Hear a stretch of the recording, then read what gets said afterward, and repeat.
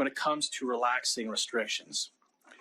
We need to continue to proceed cautiously, recognizing that our health system is still under significant strain. If we're not careful, our healthcare system could be in a dire situation within weeks, and it would be very difficult to get things under control. We'll continue to work closely with the Public Health Agency of Canada.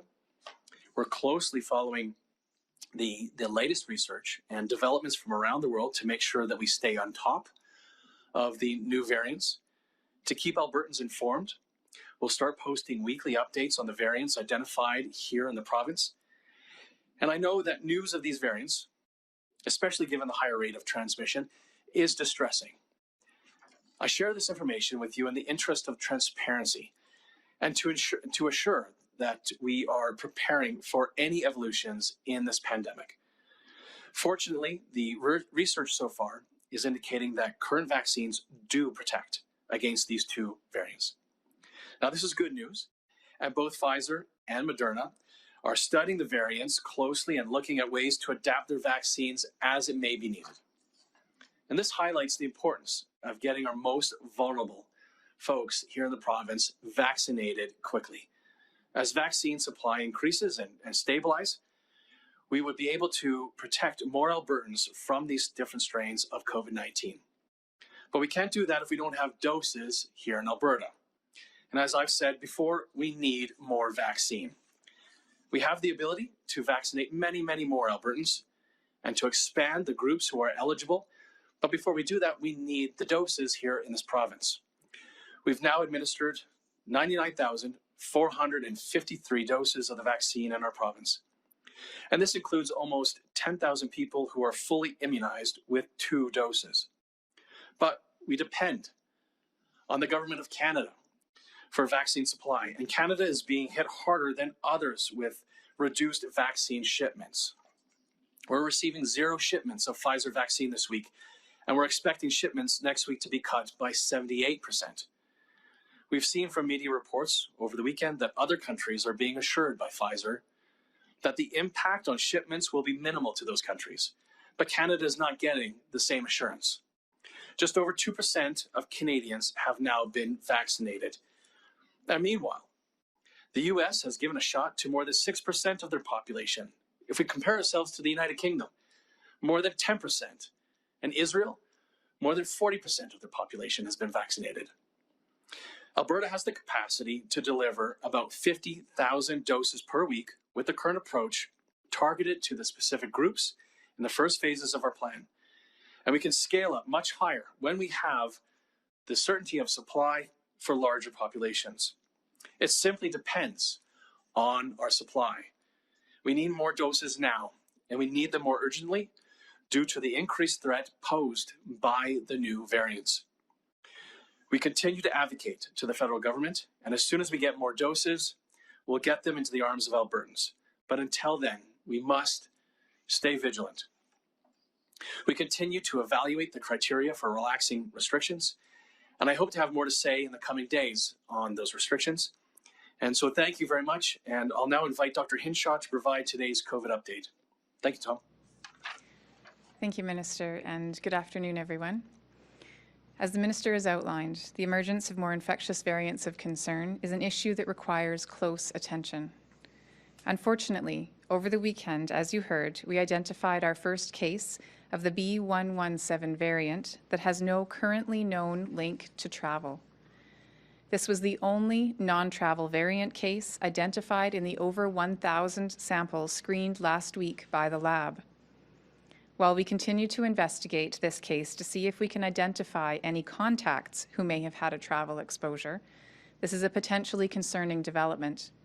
It underlines the importance of the work that our lab has been doing to expand their capacity to screen positive cases for genetic mutations of concern.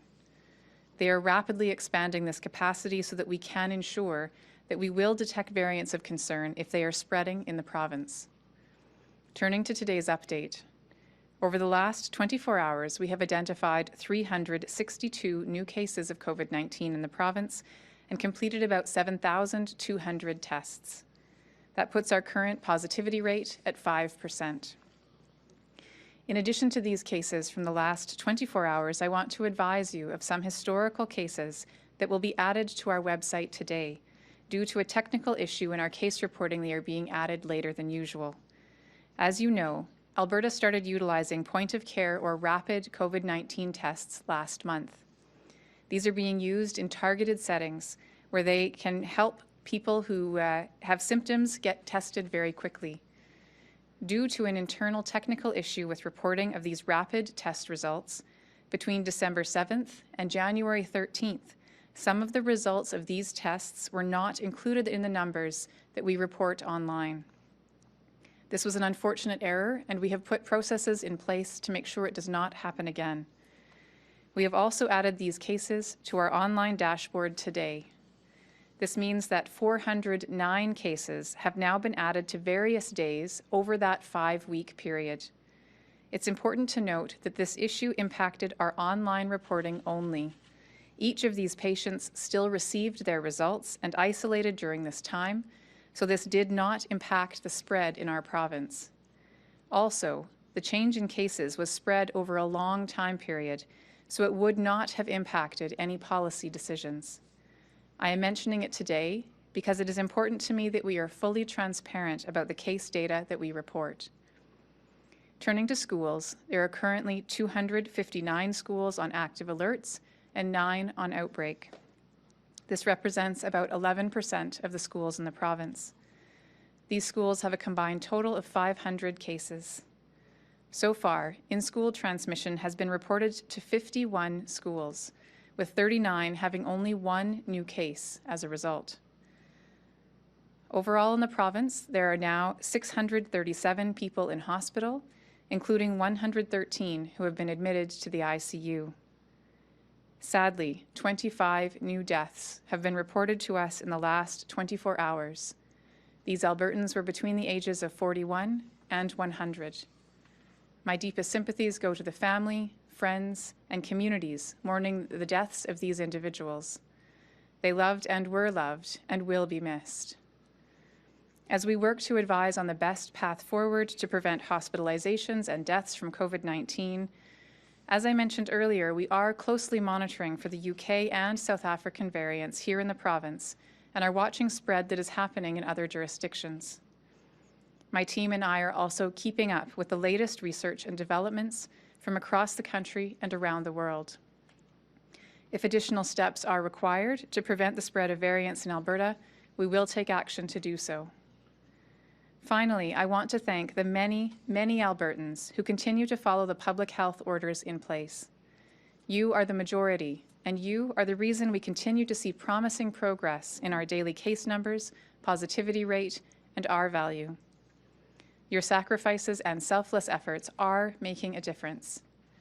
Through these efforts, our hospitalizations have also declined, but unfortunately they remain very high. This is because hospitalization rates are a lagging indicator, and on average, patients admitted due to COVID-19 have an average stay of 12 days. This can be even longer for the sickest patients who need ICU care. Until our hospitalization rates come down like our other numbers, we need to continue with the measures in place.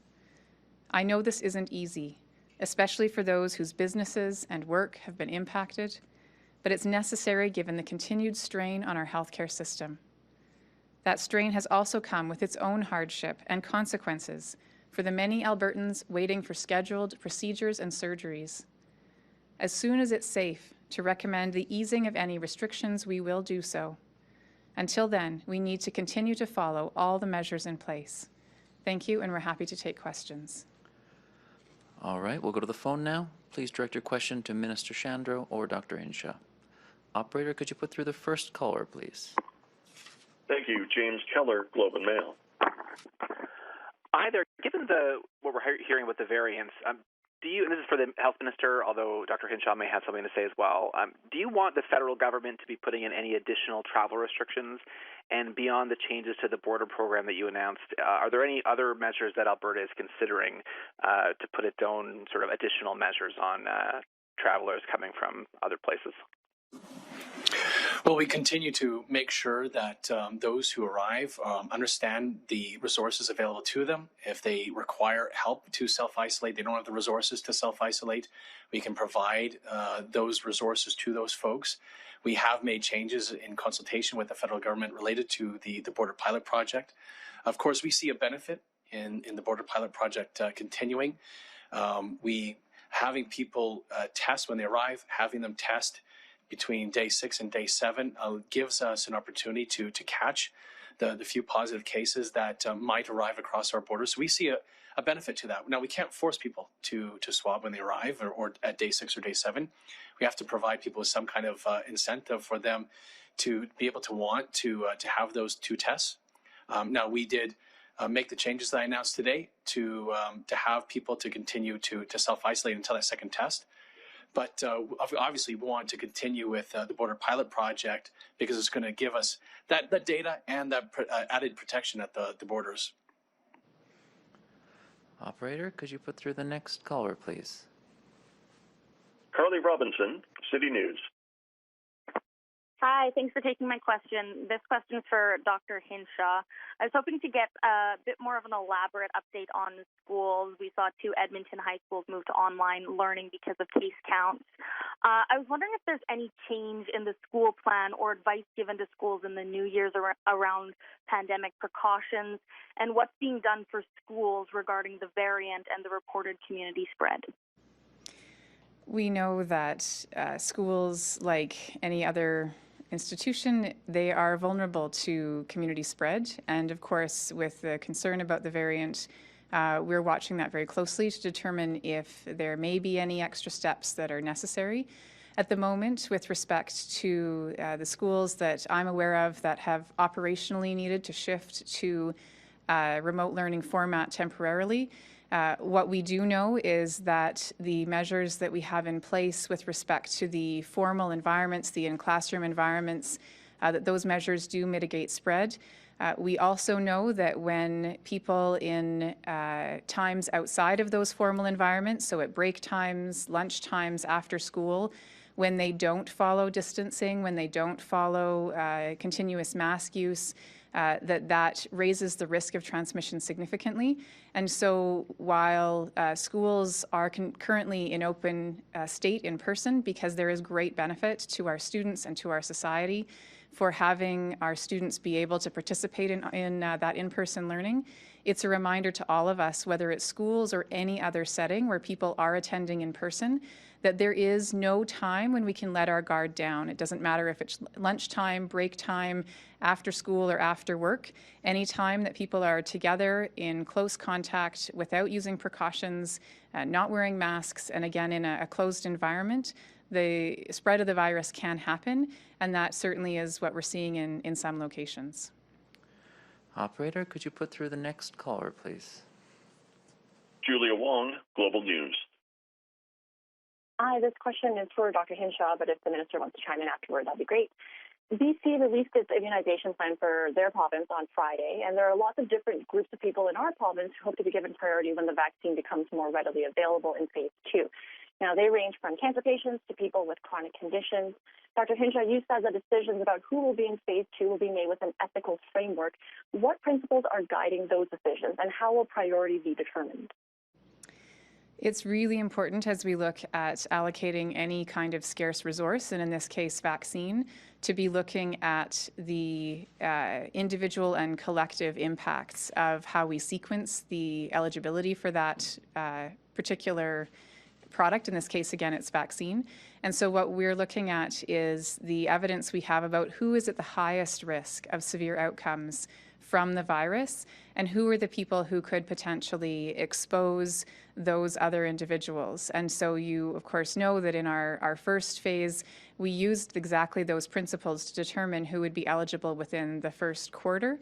And those are the same kinds of principles that we're looking at. Who is most vulnerable to severe outcomes, and who is most likely to potentially expose those individuals. And those are the guiding principles we're using right now as we're working through recommendations around sequencing in phase 2 in Alberta.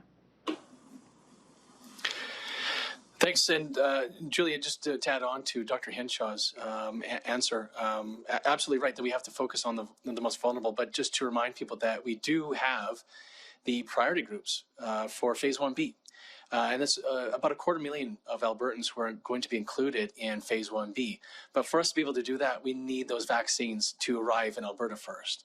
And then when we make decisions about phase 2, obviously, it'd be quite a few Albertans for us to be able to include in phase 2, but for us to understand who should be included and what the priority groups should be and how we make those decisions, we have to first know how many vaccines we're going to be receiving here in Alberta and when we're going to receive them. So this is, again, going back to the question of supply, vaccine supply, and the need for the federal government to step up and be advocating for Canada to be receiving and getting priority, the same priority I should at least request that other countries are getting throughout the world. Operator, could you put through the next question, please? Dylan Short, Edmonton Journal. Hi, this is a question for Dr. Hinshaw. So we have one case of the UK variant, or the variant from the UK. My question is, what is being done on top of regular contact tracing to ensure that this one case doesn't turn into, 10 cases, 20 cases, 100 cases, as we've seen with the original COVID-19? Is there additional steps being taken to trace this one case that we've identified so far? We are working very closely with local public health to identify any potential contacts and to ensure that they are quarantining, that they are tested. And so we're working not only in that go forward, the important piece about making sure that we are limiting any potential for further onward spread, but also doing that backwards contact tracing to try to understand whether there are any linkages. Perhaps, again, at the moment, we don't know of any linkages to travel, but perhaps there could be, if we trace backwards, some linkages that we currently don't know about. So we're doing both that backwards contact tracing as well as the forwards contact tracing to make sure that we are taking every opportunity to prevent any further spread. Operator, could you please put through our next caller, please? Terry Reid, CBC. Yes, hi, good afternoon. My question is for Dr. Hinshaw. Today, 2 German newspapers are reporting that the efficacy of the Oxford AstraZeneca vaccine may be as low as 8% in those over 65. And just in the past hour or so, the company has issued a denial pointing to its findings in the Lancet. Still, Reuters reporting the European Union Medicines Authority may not approve the vaccine for use in those over 65. Are you aware of any of this? Have you seen the data that is being reported on? And have you heard any concerns about the efficacy of the AstraZeneca vaccine in over 65 from Health Canada or PHAC? The data that I've seen on the AstraZeneca's vaccine is the publicly reported information on the phase 3 trials. And in that data on the phase 3 trial, we know that for various reasons, there were not as many individuals recruited for AstraZeneca trials who were over 65 as in the other vaccines that are currently licensed. I don't know what impact that will have on the decisions that Health Canada makes about the licensing for the vaccine. But I do know that in what's publicly reported, again, there just were fewer participants who were in that phase 3 trial for AstraZeneca. And of course, that is something that will need to be taken into account as the vaccine is being considered for licensing. All right, we've got time for 3 more questions. Operator, could you put through the next caller, please? Camilla DiGiuseppe, CTV. Hi there, good afternoon. This question is for Minister Shandro, and if Dr. Hinshaw would like to also chime in, thank you. We do appreciate the new information today on the new variants, but some businesses up until now deemed non-essential by your government, for example, restaurants and gyms, are beginning to go against your government shutdown orders and are reopening anyway. Is your government worried that more businesses will follow suit? And given what you said today, that there is no plan on easing restrictions, But is there any plan moving forward for these industries, and so that they don't jeopardize their own futures? As we have heard loud and clear from them, many feel that your government has been, quote, non-existent when communicating with these industries.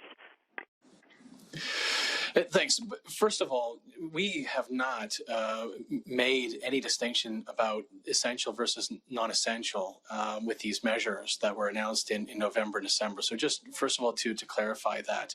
And I actually think that in the spring, when we made that distinction, like other jurisdictions did throughout the world when they imposed their measures in the spring, I think that was a mistake in making distinctions between essential and non-essential. What we've done with these measures and what we're going to be doing going forward as we ease restrictions, like we did, I guess it was a week and a half ago, related to personal services, is about risk. And so all of these activities, including activities that happen within a business, all have different levels of risk.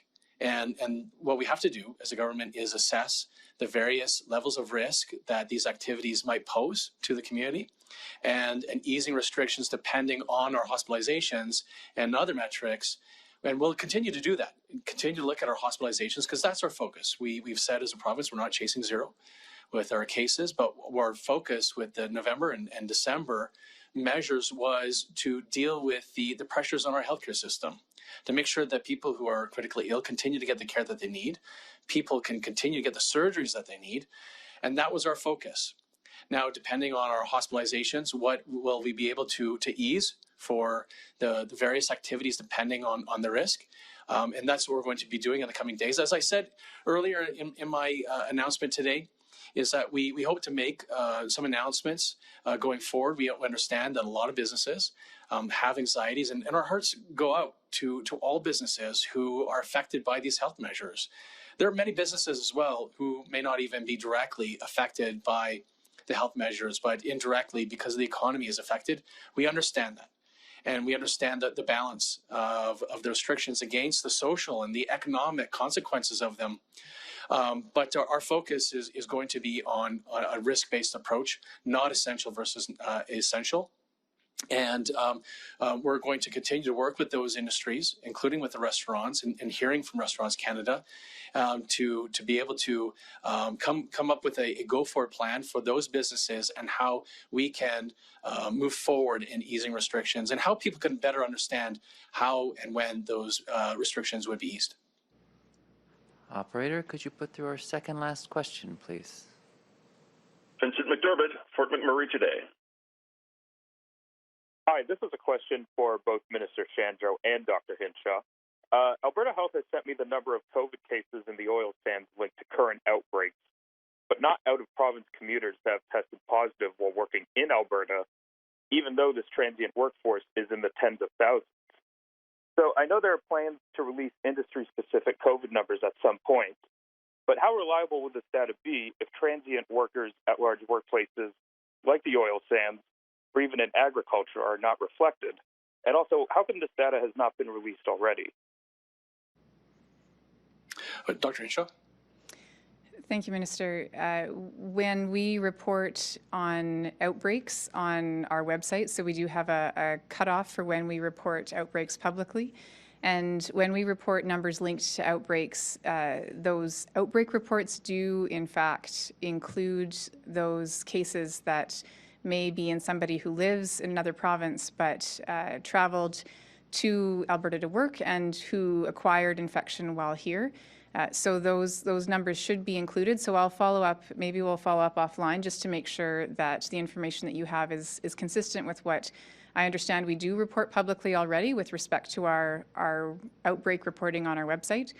And then the question about whether or not the numbers, as we move to looking at sector-specific numbers and trying to demonstrate to Albertans the different transmission events that we've seen happen in different sectors. Again, the majority of cases that we are seeing are cases that are here in Alberta and not necessarily those that are coming and going. But when there is a specific outbreak, again, we do capture all of those together in that number. All right, operator, could you please put through our final question? Thank you. The final question is from Carrie Tate, Globe and Mail. Hi, my question is for Dr. Hinshaw. Can you tell us a little bit more about the testing for the variant right now? How much we're testing, the expansion plans, the speed at which those results are turned around, and for the one positive test of the UK variant that came back, was that a random sample? Was there a reason that one was sent for sequencing, or was it just sheer luck that we now know about it? So the lab has a protocol for testing samples. Since the beginning of the pandemic, we have had a sampling protocol for full genetic sequencing for selected cases. So the lab has been doing testing on an ongoing basis, particularly focused on outbreaks. And since October, the lab has been doing around 150 samples every week with a full genetic sequence. And when we saw the variants of concern start to emerge in late December, the lab added some additional types of testing to that. So they are doing two things. The first thing they're doing is they're increasing the number of samples, positive samples, that they do full genetic sequencing on, up to being able to test 400 positive samples every week. And full genetic sequencing looks at the entire sequence and would be able to detect not only the variant of concern, but also if we were to see any genetic variations that might emerge here in the province, or that would be linked to other places and would be new variants that we need to watch. In addition to that, the lab, by the end of this week, will be able to test approximately 300 samples every single day with a faster screening test that will look specifically for the mutations in the variants of concern, and they will be able, therefore, to do a very deliberate sampling methodology that is able to look at samples from across the province, look at different age groups, look again focusing on outbreaks, having samples from outbreaks screened so that we would be able to pick that up. With respect to the one case that we have picked up, the lab started an earlier version of this screening process, this rapid screening process, and did test over 1,000 samples last week with that same kind of approach, looking at geographic variation, age variation, looking at a sample that would be likely to catch a variant if we did have it spreading in the province. And of all of that testing, this was the one sample that did come back positive. So it was a result of that that screening process based on that screening frame that has been planned to be able to have the highest likelihood of detecting variant cases should they be circulating in the province. And as I said, the lab is increasing its capacity, so they will be doing even more of that testing going forward. Thank you all for joining us today. Dr. Hinshaw will provide another update tomorrow afternoon. Have a safe night.